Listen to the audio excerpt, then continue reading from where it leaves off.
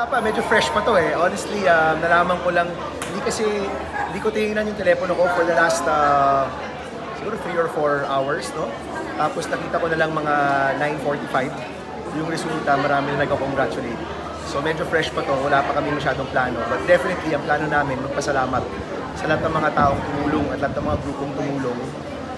And then as soon as matapos yung pasasalamat, panahon na magtrabaho. Sir, what do you feel right now? That's always the first question. We all know you're surprised. Very, very surprised.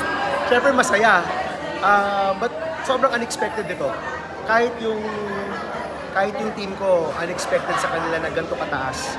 We had a good feeling, pasok kami. Pero yung ganito kataas ay hindi talaga namin ina-expect. And I'm sure in the next few days, marami mag-a-analyze kung ano talaga yung kung saan lugar, anong sektor, anong demographic. But right now, gusto lang namin magpasalamat sa lahat ng mga tumulong, sa Diyos may kapal na talagang hindi kami iniwan.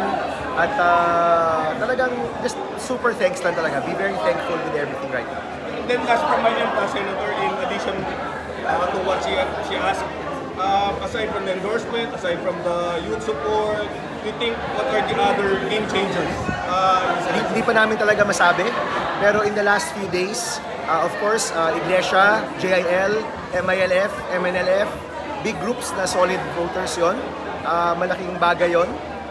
Marami ng LGs, but honestly, itong surge kasi sa dulo, kailangan na namin makita kung saan galing din yung mga boto. But we'll have time to understand that, no? Pag nahimay na yung mga boto. But as of right now, nais lang po namin magpasalamat sa lahat po ng mga tumulong at naniwala at nagsuporta.